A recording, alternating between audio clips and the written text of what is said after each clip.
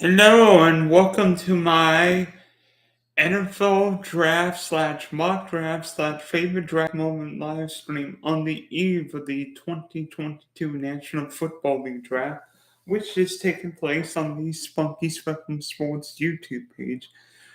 Before I tell you about my favorite draft moments and my mock draft, please subscribe to, yes, the Spunky Spectrum Sports YouTube page where you can see all moments, all my draft content that I've uploaded from my podcast this week. And speaking of podcasts, for the Big Deal podcast listeners, please subscribe, like, and share the Big D podcast on Spotify and Apple. Well, we are officially one day away from the National Football League draft, and I can't believe it. The NFL draft could be bigger and better than ever tomorrow night in Las Vegas. I mean, can you think of a better city to host the NFL draft than Las Vegas? I mean, my goodness. With all the money that's coming in, all the and it's from gambling, but just with all the league revenue, this draft's going to be bigger and maybe crazier than ever. It's going to be a little different than most drafts you see, and my mock draft's going to be an example of what the 2022 class looks like. But before I tell you about the mock draft, I wanted to share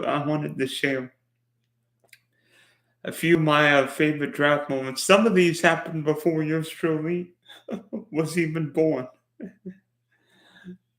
But the first one to me is 1983 because everyone remembers 1983 as the year of the quarterback, where there were 6 first-round quarterbacks.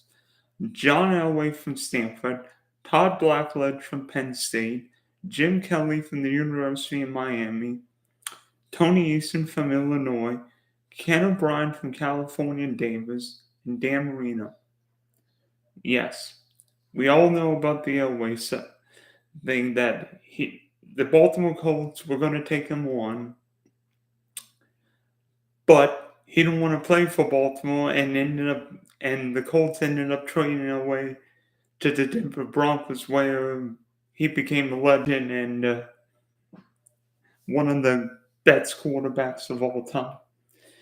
But I look at the 5th and 6th quarterbacks taken in the 83 draft because I know when the draft was in New York City, Jet fans really got animated when their team was on the clock. And in that year, there were questions about whether Dan Marino would be the 5th quarterback taken or potentially Ken O'Brien. Well, the Jets took Ken O'Brien. And a few picks later, Don Shula and the Miami Dolphins took Dan Marino. And while Ken O'Brien flourished and actually beat Dan Marino in a crazy 51-45 shootout a few years later, Dan Marino became a Hall of Fame quarterback and set a bunch of passing records. And I'll argue redefined the quarterback position. Someone who could not only throw the ball 90 yards, but produce one of the quickest release. And now we measure quarterbacks based on release. You know, how often do you see Peyton Manning getting rid of the ball so fast, or Tom Brady now getting rid of the ball so fast because that's one way you can prevent stats. And Dan Marino not only played one of the strongest arms, but could get the ball out of his hands. And despite not being the most athletic athlete, some would argue Dan was great inside the pocket, quick feet inside the pocket. So just shows you can be the number 1 pick or the number 27 pick and still have a Hall of Fame career. And now, how about 1994? Has it really been 28 years since this draft? But now the Indianapolis Colts came into the 94 draft with the number 2 pick and number 7 pick after trading Jeff George to the Atlanta Falcons. Yes, Jeff George. And a lot of people thought the Colts were going to take a quarterback either at 2 or 7. The top two quarterbacks in that year's class were Tennessee's Heath Schuler and Fresno State's Trent Dilfer.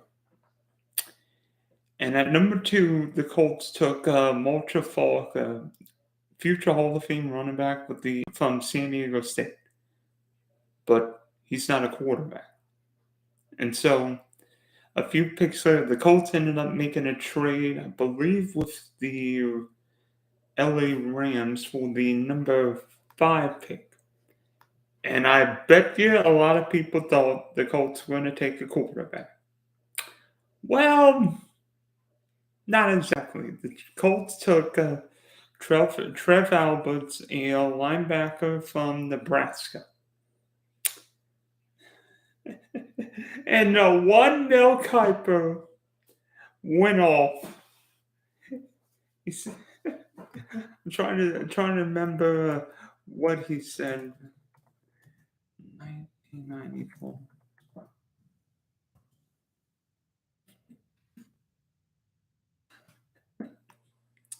When he went off criticizing the Indianapolis Colts picks at 2 and 5. I'm trying to see exactly what he said.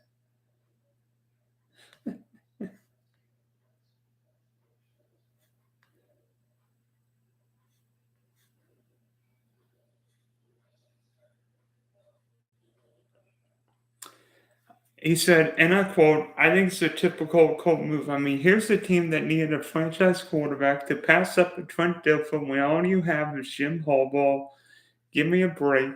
That's why the Colts are picking second every year in the draft, not battling for the Super Bowl like other clubs in the National Football League." And around that time, the Indianapolis Colts were not known as a great team. They were known as a laughingstock, a team that couldn't figure itself out. And oddly enough, you could argue the time Bill Tobin, the coach general manager, was correct and incorrect because, Heath Schuler and Trent Dilfer ended up not working out. I mean, Heath Schuler was a big-time bust with the Washington Redskins, which ended up getting rid of him for Gus Farad. And then Trent Dilfer ended up winning a Super Bowl with the Baltimore Ravens. Oddly enough, played in Raymond James Stadium, home of the Tampa Bay Buccaneers, which drafted Dilfer in 94. So, and then the funny story about that draft isn't what Mel Kiper said, but what Tobin said. He said, "Who in the bleep is Mel Kiper?"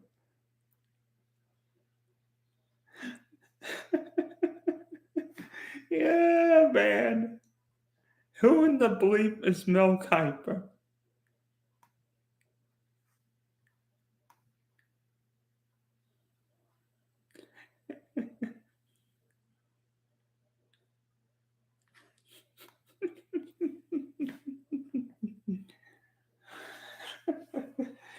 You imagine if Twitter would have been around when Tobin said, "Who in the bleep is Mel Kiper?"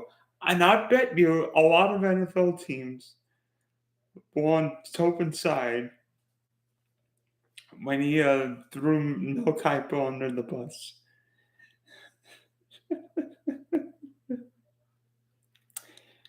Live television, the NFL draft and live television may be that perfect, maybe like what all football fans need, because you never know what could happen. You could have a great moment, or a moment that will live in infamy forever. And then 1 year later, I'm sorry, Jet fans, but you did it again.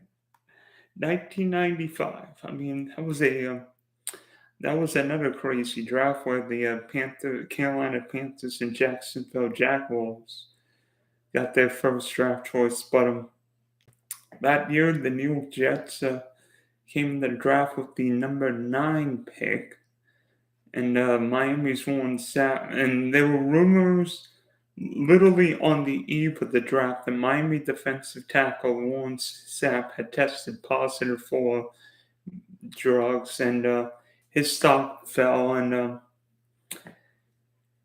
obviously, Jet fans were hoping that Warren Sapp would be their guy because New York felt like they could handle him and figure out how Warren Sapp could be like Lawrence Taylor when he was with the Giants in the 80s and early 90s. Well, the Jets went another route. They took Kyle Brady, a tight end from Penn State, which didn't seem to make a whole lot of sense because the Jets tight end room was really strong at the time, and the Jets needed an impact player. Turned out Kyle Brady, journeyman career, Warren Sapp, Hall of Famer, helped the Bucks win a Super Bowl. Yeah, that would have helped. Oh, by the way, speaking of the Bucks draft, until that draft, the Bucks were awful, awful. Maybe the only thing worse than the Bucks might have been those creamsicle uniforms. Well, in '95, the Bucks not only took Warren Sapp, they took Derrick Brooks. And in drafts that were known for linebacker after linebacker, the Bucks took a Hall of Fame a darn good linebacker in that draft. And for a team that had drafted poorly and not found many guys, the Bucks hit 2 home runs with Warren Sapp and Derrick Brooks. Talk about a nice draft for the Bucks, or maybe at that time the Yucks. It's funny that the NFL draft is in Las Vegas because the next team I'm about to mention literally threw it on and threw everything on black because the New Orleans Saints, especially Mike Ditka, loved Ricky Williams before the 1999 draft, and he really wanted the Texas stuff. And Mike Ditka made it known that he would be willing to give up his entire draft for Williams. But the Washington Redskins wanted more than New Orleans' whole draft, so the Redskins wanted an extra 1 and 3. And so New Orleans obliged. So Saints gave up their whole draft in '99 plus a first and a third round pick for Ricky Williams.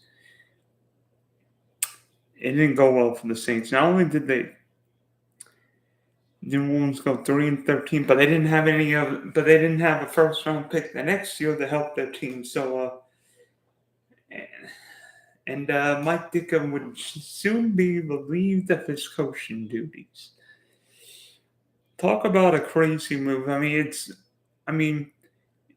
It's rare to see teams give up multiple draft picks, even for wide receiver, a pass rusher. I guess for a quarterback, depending on what year it is. Last year the Jaguars were stupid enough to give up or some team would have been willing to give up 8, 9, 10 draft picks for Trevor Lawrence. That might have been one thing. Or the year Andrew Luck came out, but to me, especially with how the game is now, there's no way you give up your whole draft and then some for a running back when you can get a guy in the 3rd, 4th, 5th, 6th round who's 95% of it. It just seems weird, especially when the game's leading to more of a passing game now. So, and then 2005 is really, I think, where the draft hit an all-time high, maybe an all-time low, because that was when Aaron Rodgers slid. Going into that draft, it was either Cal's Aaron Rodgers or Utah's Alex Smith, who were the likely number 1 picks. And San Francisco was on the clock, and Rodgers, the Bay Area kid, went to Cal, seemed like a match made in heaven, right? Well, the 49ers took Smith. And that was a weird draft where there were not a lot where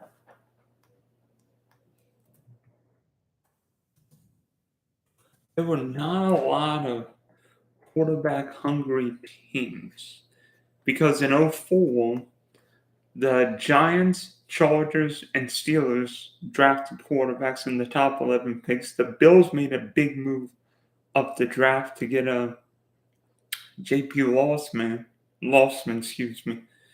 Now, thinking of that draft, let me see, quarterbacks. Yeah, they were. Yeah, Jason Campbell went one pick after Rodgers, but it it is a little unusual, especially nowadays. They were not other quarterbacks besides Alex Smith. Yeah, the Jags took Matt Jones, but who was the quarterback at Arkansas, but ended up being a wide receiver. Not a very good one, unfortunately, with Jags, but that's a story for another day.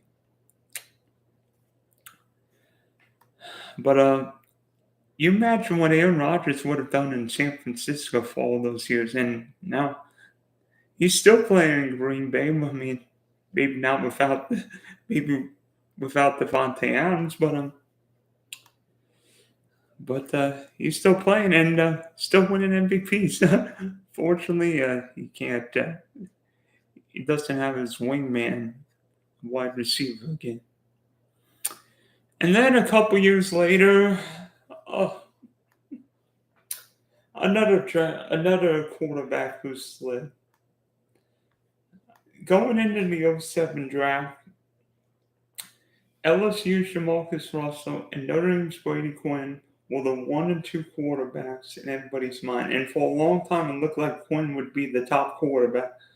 But Jamarcus Russell played great in the Sugar Bowl against Notre Dame, blew up the combine, blew up all his pro day workouts. So the Oakland Raiders took Russell at 1. And a lot of people thought that the Miami Dolphins would take Quinn at 9. Well, the Dolphins shocked everyone and took Ohio State's Ted Ginn with that pick. And Quinn kept falling.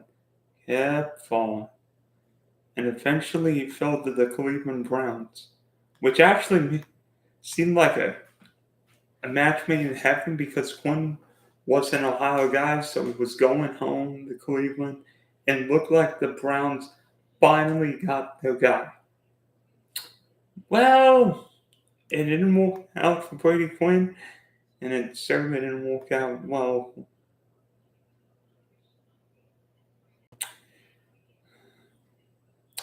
for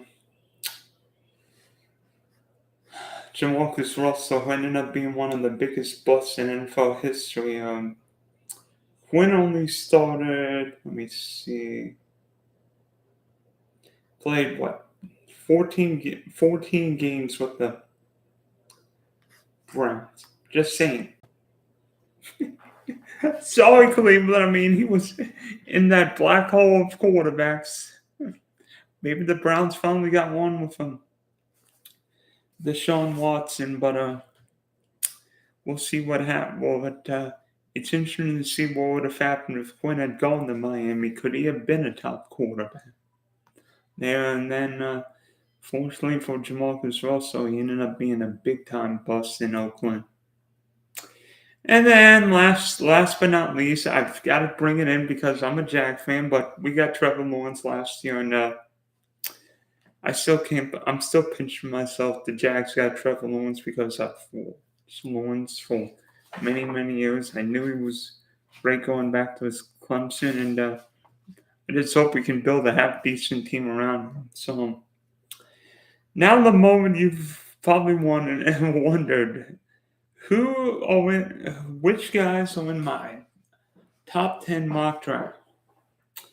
Well, for the second straight year, the Jacksonville Jaguars have the number 1 overall pick, and no, they will not be taking the quarterback this year, but I think the Jags go Trayvon Walker. For a long time, it looked like the Jags would take Michigan's Aiden Hutchinson, but the more and more I keep seeing, hearing, reading, predicting, I think it'll be Walker. I mean, I'm not the biggest fan of this pick if the Jags go Walker because he only racked up 6 sacks last year, and sure, Georgia's defense a little bit funky. that the pass rushers didn't really rack up sacks. Georgia's guys really didn't play a whole lot of stats because A, Georgia destroyed everybody, and B, Georgia didn't really play at a fast pace, so a lot of Georgia's defenders didn't have to play the number of snaps of other teams. But I think the Jacks feel like Walker's got more upside than Hutchinson and it's got that little extra speed burst, the 4.51 40-yard dash seems to get him going. And I think Jacksonville feels like Walker with Josh Allen can create a formidable pass rush. So if the Jags don't take Walker tomorrow night, I think Hutchinson or one of the tackles, Ike Iwanu or Evan Neal will play, but we'll see what happens. And then if the Jags take Walker at 1, I think the Detroit Lions will run to the podium, maybe swim to the podium in Las Vegas and take Aiden Hutchinson. I mean, it only makes sense. Michigan guy drafted by the Detroit Lions. It would be a match made in heaven. You know Hutchinson's going to work hard. Sooner or later, I think he'll have that C on his chest. But Aiden Hutchinson will lead on that Michigan team. Terrific 2021 with the Wolverines. Sure, a little quiet in the Orange Bowl, but it seemed like every Wolverine was quiet in that game. And I feel like he's got that little extra motor, he's got that little extra energy and that leadership that all teams need. And I think he fitted just fine with the Lions. And now number 3, the Houston Texans. Houston, we have a problem over. I think if the Texans will go one or two ways with this draft. I think the Texans go tackle or corner. The Texans go corner. I think it'll be Sauce Gardner, the kid from Cincinnati. But I've got the Texans taking Evan Neal, and I think it would be between Neal and Ike Iwanu, the NC State tackle. I think both of them look like fine players. But I think Neal, he's 6'7", 340, but he doesn't look 340. I feel like he's got the size, the range, and the versatility to play right tackle if need. Or if the Texans trade Laremy Tunsil, he can play left tackle and be a fine left tackle. I'm not saying it'd be a great, but I think it'd be a fine left tackle in the NFL. The Texans need to get more help around Davis Mills, and I feel like Neal, whether he's on the left or right side, would give Mills a better pocket. Number 4, if this mock draft holds together, I believe the New York Jets would take Sauce Gardner, the corner for Cincinnati. You realize Sauce Gardner didn't allow a touchdown pass in college? I mean, we all saw Cincinnati and Alabama this past December in the Cotton Bowl, and Nick Saban didn't even try throwing at Sauce Gardner. That's how good he is. Nobody tried to throw at him. You threw at your own paper. Bro. But I feel like Sauce a great corner. May end up being the best player in this draft. And I think he'd be a great fit with the Jets. The New York needs help everywhere. I mean, could go wide receiver, could go offensive line, but I think Sauce going to too good of a pick here. Number 5 with the New York Football Giants. Oh my goodness. I think the Giants need help everywhere. And I feel like the Giants need an offensive line. I mean, yeah, Andrew Thomas seems fine at left tackle, but the Giants have got to get the right side of their whole line settled. And if Evan Neal's gone, I think it'll be Ike Iwanu, the NC State tackle. But if the Texans take Iwanu at 3, I think Neal would be fine at 5. So I think the tackles are interchangeable, whether one team likes Iwanu, one team likes Neal. I've got the Giants taking Iwanu, but I don't think it'd be a problem either way. Number 6, the Carolina Panthers. Whew. I think this is the first wild card in this draft because a lot of people are going to say the Carolina Panthers take a quarterback at 6. And because I keep hearing rumors that Carolina is telling Sam Darnold the Panthers are going to take a quarterback. But the way that the draft is this year, there's not a franchise quarterback, or there doesn't appear to be a franchise quarterback. I mean, there's no Trevor Lawrence, there's no Joe Burrow, there's no Kyler Murray. I mean, Malik Willis, the kid from Liberty's got some potential, but is he more a running quarterback than a throwing quarterback? Plus, at Liberty and play against the best competition. You've got Pitt's Kenny Pickett, but is he a top 10 pick? Probably not. And you look at Desmond Ritter from Cincinnati, or Matt Corral, the kid from Mississippi. I think they're more back half of the first round, maybe first part of day 2, but I think the Panthers end up taking Charles Cross because the Panthers' O-line last year was bad, particularly on the left side. You've got, no matter who the quarterback is, if you don't have protection, you're not going to win in today's NFL. And but I do think this could be a potential trade back spot. The Panthers don't have a pick until day 3, so I think this could be a trade back spot where taking Malik Willis and the teams would make a lot more sense. 7, New York Giants. I think the Giants need more energy on defense with their second first round pick. And even though this guy dealt with a lot of injuries his last year at Oregon, I think Keon Thibodeau was a fascinating player, highly recruited. Everyone thought he would have been the number 1 pick this year, and there's a chance Thibodeau could be on the board with New York's second first round pick. He'd give the Giants energy. He'd give them versatility. I don't think you want Thibodeau dropping the coverage, but if you say go get the quarterback, I think Thibodeau could be a really good pass rusher. And I feel like if you get a chip on his shoulder that other guys were taking in front of him, maybe you can unlock his full potential. Because we didn't see it at Oregon, maybe we'll see it in the NFL. Now, number 8, the Atlanta Falcons. Well. Lately there are more and more wide receivers making impacts early in the NFL. 2 years ago, Justin Jefferson was the rookie star. Last year, Jamar Chase. And despite the Falcons trading Matt Ryan to the Indianapolis Colts, I think Atlanta's going wide receiver here, and I think it's Garrett Wilson. Because you look at Atlanta's wide receiver core right now, Calvin Ridley's spending the entire year for that,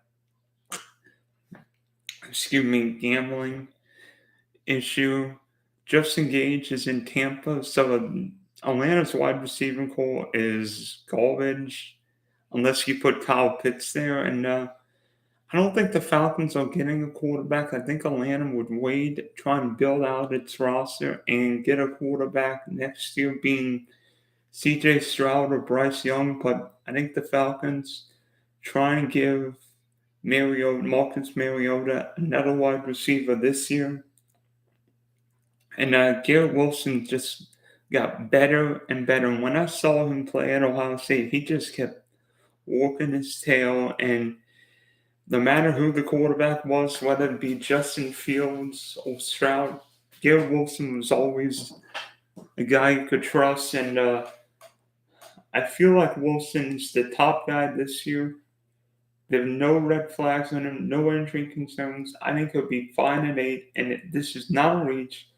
Garrett Wilson feels like the perfect pick here at 8. Plus, you imagine Kyle Pitts and Garrett Wilson on that fast artificial surface.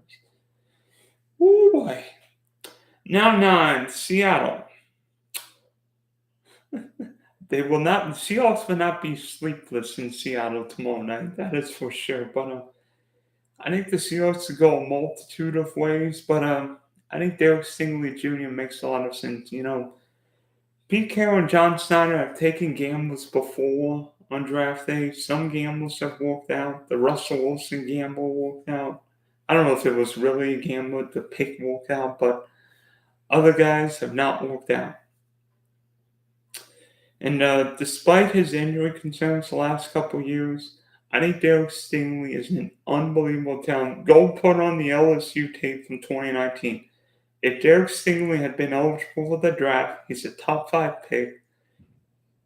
I think the Seahawks are betting that Stingley's that guy and that he more or less took off the last couple of years because he didn't want to get hurt. And Stingley just dealt with nagging injuries. So if you're Seattle, you hope he's healthy and that player from 2019. And speaking of injuries, at number 10,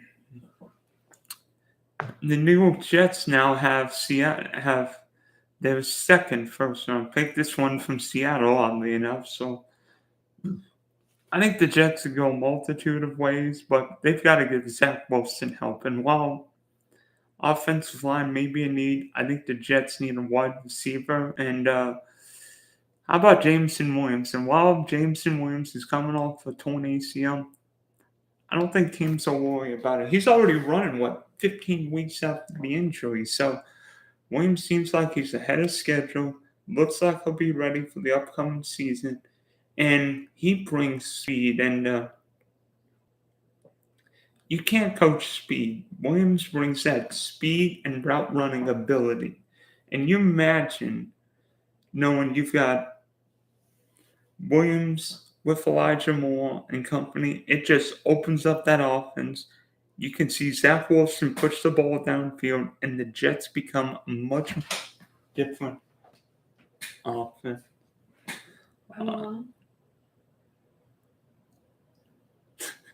Mom's trying to sneak into my mock draft. What, Mom? You want to be taken with the number 10 pick now? I'm just going to tell you what the score was. 0-0. Telling me about the Everblades school, but Mike Neville's on the roster tonight. But I think it's going to be interesting to see what happens tomorrow night. I'm guessing I'm already predicting my mock draft will be in the toilet by about 8:20. But it's going to be fun to see what happens. Glad the NFL drafts happen in Las Vegas, and